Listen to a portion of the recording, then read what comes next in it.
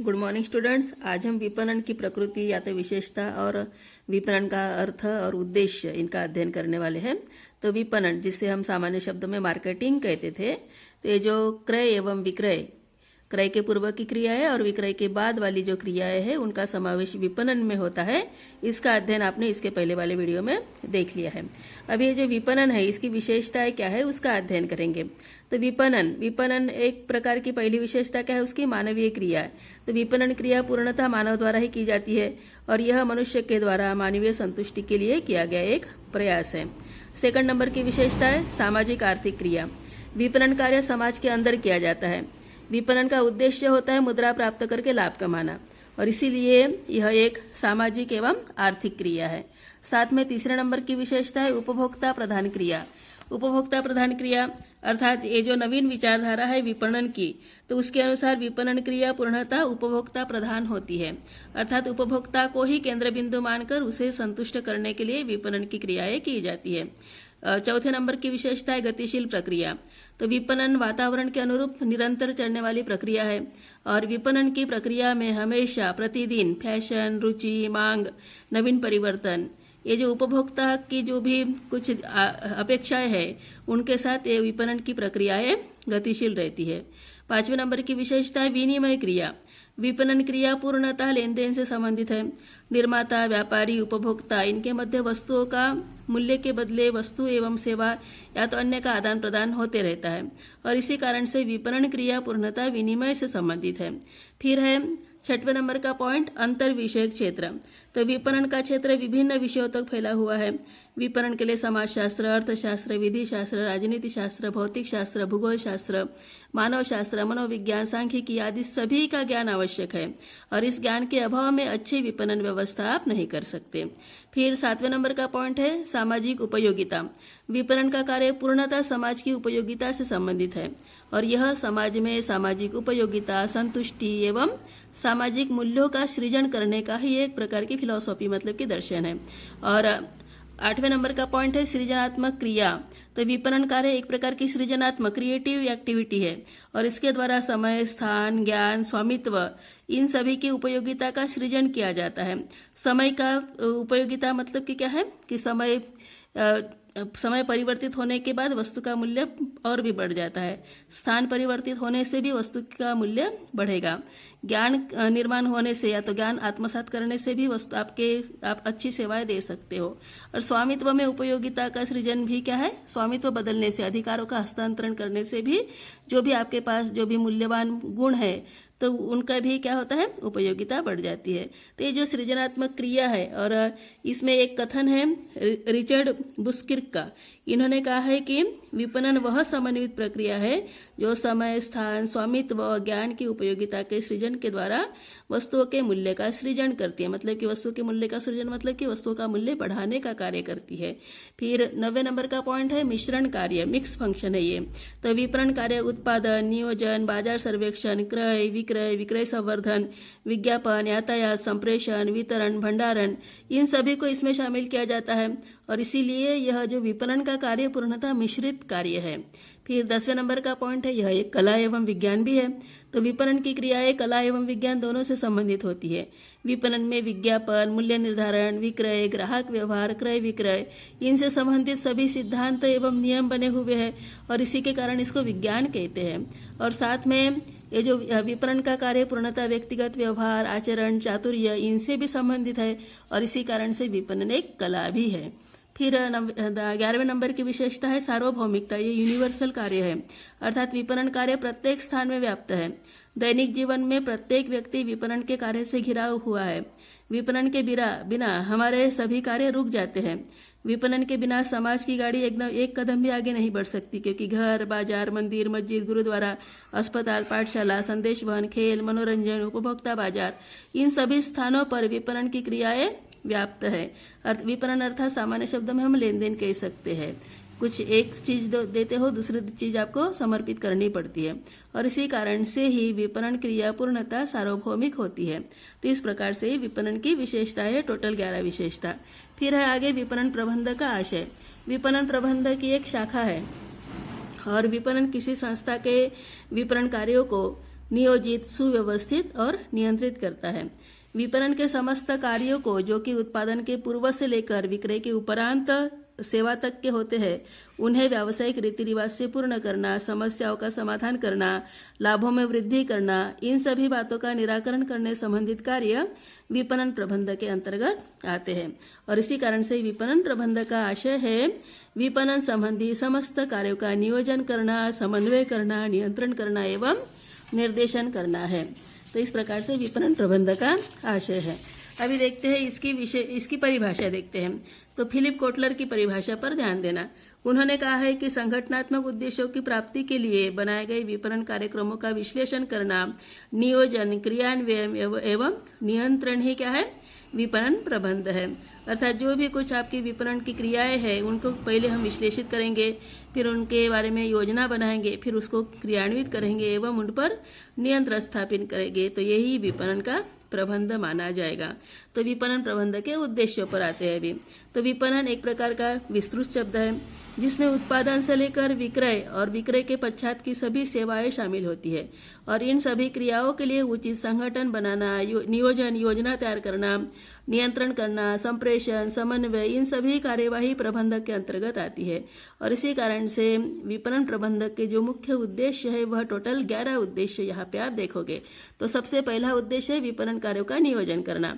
तो विपणन के अंतर्गत सबसे पहले तो क्रेताओं की खोज करनी पड़ेगी, उपभोक्ताओं के अनुकूल वस्तुओं का निर्माण करना पड़ेगा, उचित मूल्य निर्धारित करोगे, उचित परिवहन व्यवस्था देखोगे, भंडारण व्यवस्था पर भी ध्यान दोगे, वितरण की उचित व्यवस्था करोगे, बाजार सूचना, ये सभी महत्वपूर्ण कार्य आपको करने पड़ेंगे। और इन सभी कार्य करने के लिए योजना बनाना आवश्यक है और योजना के अंतर्गत ही ये सभी कार्य आप संपन्न करोगे। सेकंड नंबर के उद्देश्य है विपणन व्यय में कमी लाना। तो वर्तमान प्रतियोगी बाजार में वस्तु की लागत कम से कम रखने का प्रयास किया जाता है और किसी भी वस्तु की कीमत उत्पादन लागत से काफी अधिक होती है, क्योंकि उत्पादन के पश्चात जो वितरण एवं विक्रय के समस्त व्यय भी उसी लागत में जोड़ दिए जाते हैं। और इसी व्यय में अगर आप कमी ला सकते हो तो आपका विपणन प्रबंध ज्यादा महत्वपूर्ण और यही उद्देश्य आपका रहेगा कि विपणन बाकी के व्ययों में, अन्य व्ययों में कमी लाना। यह विपणन व्ययों में कमी लाना यह विपणन प्रबंध का उद्देश्य है। तीसरे नंबर का पॉइंट है विपणन का उचित संगठन करना। तो बिना विपणन संगठन के विपणन के कार्य आसानी से नहीं हो सकते और इसीलिए विपणन के समस्त कार्यों में उचित संगठन व्यवस्था का विकास करना भी विपणन प्रबंध का एक महत्वपूर्ण उद्देश्य रहेगा। चौथे नंबर का पॉइंट है विपणन का उचित नेतृत्व करना। तो खराब नेतृत्व अच्छे से अच्छे संगठन की व्यवस्था को नष्ट कर देता है। आपने संगठन लेसन में पढ़ा भी है, कोटेशन से समझा है। अभी इसी कारण से जो विपणन कार्यों का निष्पादन सही एवं योग्य व्यक्तियों के द्वारा संपन्न करना ही विपणन प्रबंध का उद्देश्य होता है। पांचवें नंबर का उद्देश्य है विपणन कार्यों में समन्वय बनाना। तो विपणन के प्रत्येक कार्यों का एक दूसरे से प्रत्यक्ष और अप्रत्यक्ष संबंध रहता है और इन कार्यों के मध्य उचित समन्वय बनाए रखने का कार्य भी विपणन प्रबंधक के द्वारा ही किया जाता है। छठवें नंबर का उद्देश्य है विपणन कार्यों का मूल्यांकन करना। तो विपणन के अंतर्गत विभिन्न कार्य संपादित किए जाते हैं और ये कार्य निर्धारित मापदंड एवं लक्ष्य के अनुरूप हो रहे कि नहीं, इसका मूल्यांकन विपणन प्रबंधक के अंतर्गत किया जाता है। कार्यों का मूल्यांकन होना आवश्यक होता है ताकि उसकी गुणवत्ता और वास्तविकता को मापा जा सके। और इस कारण से विपणन के जो कार्य है, जो क्रियाएं है, उनका मूल्यांकन करना यह भी विपणन प्रबंधक का उद्देश्य है। उसके बाद आगे का उद्देश्य है 7वें नंबर का रोजगार एवं क्रय शक्ति में भी वृद्धि करना। तो विपणन क्षेत्र में अधिक से अधिक रोजगार के साधन उपलब्ध कराना यह भी विपणन प्रबंध का उद्देश्य होता है। और साथ ही प्रत्येक व्यक्ति की आय में वृद्धि करना, उनकी क्रय शक्ति बढ़ाना यह भी विपणन प्रबंध का ही एक कार्य है, ये उद्देश्य है। फिर 8वें नंबर का पॉइंट है सामाजिक जीवन स्तर को बढ़ाना। तो सामाजिक जीवन स्तर का आशय क्या है? व्यक्तियों के जीवन स्तर को उठाना है, उन्नत करना है और अर्थात परंपरागत ढंग से उठकर नए आधुनिक व उच्च जीवन स्तर की ओर बढ़ाना ये विपणन प्रबंधक का और भी उद्देश्य रहेगा। और इसके लिए विपणन प्रबंधक के माध्यम से अच्छी उच्च स्तर की वस्तुओं का उत्पादन करने का प्रयास किया जाता है और अच्छी सेवाओं को उपलब्ध कराने का प्रयास होता है ताकि उपभोक्ताओं को कोई भी परेशानी ना होवे। तो इस प्रकार से 8वें नंबर का उद्देश्य है। 9वें नंबर का उद्देश्य है मांग एवं पूर्ति में सामंजस्य या समन्वय बनाना। तो मांग का संबंध है उपभोक्ता की रुचि व उनकी संख्या से है और जबकि पूर्ति का संबंध किससे है? उत्पादन एवं वितरण से है और इन दोनों में समन्वय बनाना आवश्यक रहेगा ताकि उपभोक्ताओं को या विक्रेताओं को किसी भी प्रकार की क्षति या तो कठिनाइयों का सामना ना करना पड़े। और ये समन्वय के संबंध में, मांग एवं पूर्ति में समन्वय बनाने के संबंध में विपणन प्रबंध अपना कार्य करेगा। 10वें नंबर का उद्देश्य है मांग का पूर्वानुमान लगाना। मांग पूर्ति के मध्य संतुलन बनाए रखने के लिए मांग का पूर्वानुमान लगाना आवश्यक है और यही कार्य विपणन प्रबंध के अंतर्गत ही किया जाता है। और 11वें नंबर का पॉइंट है नए बाजार की खोज करना। तो वर्तमान प्रगतिशील व प्रतिस्पर्धी व्यावसायिक परिवेश में प्रत्येक व्यवसाय के लिए नए बाजार की खोज करना भी आवश्यक है ताकि उत्पादक के द्वारा जो भी माल उत्पादित हो चुका है वह तुरंत उसका विक्रय निर्धारित समय के अंदर किया जा सके। और नए बाजार की खोज करने का कार्य भी विपणन प्रबंधक के द्वारा ही किया जाता है। तो इस प्रकार से ये सभी कार्य को निर्बाध गति से संपन्न कराने के लिए विपणन प्रबंध महत्वपूर्ण है और इन सभी कार्यों को संपन्न करना विपणन प्रबंध का उद्देश्य होता है। अभी देखते हैं एक अच्छे विक्रेता के गुण, क्योंकि विपणन मार्केटिंग का लेसन हम पढ़ रहे हैं और इसमें जब अच्छा विक्रेता रहेगा तभी आपका विपणन प्रबंध भी सफल होगा और इसी कारण से अभी अच्छे विक्रेता के गुणों पर ध्यान देना है। तो व्यापार की सफलता मोटे तौर पर अपने विक्रेता की दक्षता पर निर्भर करती है। आज के जो वर्तमान प्रतिस्पर्धी युग में एक व्यक्ति जो सभी वांछित गुण रखता है वही सफल विक्रेता हो सकता है और इसी कारण से एक अच्छे विक्रेता के बीच में अच्छे विक्रेता में एक कुछ गुणों की आवश्यकता होती है। उसमें सबसे पहला गुण है व्यक्तित्व का। तो एक अच्छे विक्रेता का अच्छा व्यक्तित्व होना चाहिए। जैसे कि एक फूल के लिए उसकी खुशबू, तो उस प्रकार से व्यक्ति का अच्छा व्यक्तित्व ही दूसरे व्यक्ति को प्रभावित करने की क्षमता रखता है। एक आकर्षक व्यक्तित्व हमेशा एक अच्छा प्रभाव बनाता है और इसके लिए अच्छा स्वास्थ्य, आकर्षक स्वरूप, प्रभावशाली आवाज और होना आवश्यक है और उन्हें बाध्यकारी ऐसे ही अलग अलग प्रकार की शारीरिक बाधाओं से पीड़ित नहीं होना चाहिए। तो ये पहला पॉइंट है। सेकंड नंबर है हंसमुख स्वभाव। तो विक्रेता का जो स्वभाव है वह हंसमुख होना चाहिए, हमेशा उसके चेहरे पर मुस्कुराहट दिखनी चाहिए। ग्राहकों को प्रभावित करने के लिए उससे हमेशा हंसमुख और मीठे स्वभाव का होना चाहिए। उचित पोशाक उसकी होनी चाहिए, तो ये उसके व्यक्तित्व को और भी बढ़ाएगा। तीसरे नंबर का पॉइंट है मानसिक सामग्री। एक व्यक्ति एक सफल विक्रेता नहीं हो सकता जब तक कि उसके पास कुछ मानसिक गुण नहीं हो, जैसे कि कल्पना शक्ति, ध्वनि निर्णय, मन की उपस्थिति, दूरदृष्टि, पहल और मजबूत याददाश्त नहीं हो तो वह व्यक्ति सफल विक्रेता नहीं बन सकता। और इन गुणों के होने से विभिन्न प्रकृति और स्वभाव वाले ग्राहकों से निपटने के लिए एक विक्रेता को बहुत मदद मिलती है। वह सफलतापूर्वक ग्राहकों से निपट सकता है। बिक्री के लिए स्थायी ग्राहक बनाने के मानसिक गुण बहुत मददगार होते हैं सफल विक्रेता के लिए। चौथे नंबर का पॉइंट है सौजन्य। एक विक्रेता को हमेशा अपने ग्राहकों के प्रति विनम्र और सरल होना चाहिए। इसके लिए कुछ भी खर्च तो लगता नहीं है, बल्कि बिक्री के लिए स्थायी ग्राहकों के मन को वो जीतता है। उन्हें सही विकल्प बनाने या तो उत्पादों को चुनने में ग्राहकों की सहायता करनी चाहिए और इससे निश्चित रूप से ग्राहकों के विश्वास को जीतने में भी उसे मदद मिलेगी। अर्थात उसको हमेशा विनम्र और सरल होना आवश्यक रहेगा। 5वें नंबर का पॉइंट है धैर्य एवं दृढ़ता। एक विक्रेता के पास विभिन्न प्रकार के ग्राहक आते हैं। उनमें से कुछ उत्पादों के बारे में अप्रासंगिक प्रश्न पूछकर कुछ भी नहीं खरीदते, सिर्फ समय बर्बाद करते हैं।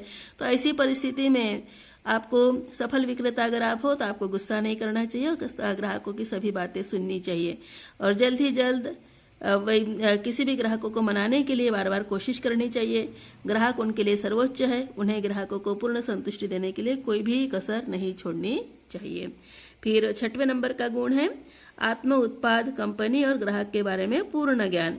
तो एक विक्रेता को अपने बारे में स्पष्ट रूप में पता होना चाहिए कि उन्हें अपनी सीमाओं को जानना, उन पर काबू पाने के लिए भी लगातार प्रयास करना चाहिए, अर्थात अपना आत्मज्ञान होना चाहिए और उसी समय उसे अपने मजबूत अंक भी जानना चाहिए। ग्राहकों के साथ कम से कम समय पर उन्हें अपने प्लस अंक प्रदर्शित करना चाहिए, अर्थात अपने जो भी गुणवत्ता है उसका प्रदर्शन होना चाहिए, कमजोरियों का प्रदर्शन नहीं होना चाहिए।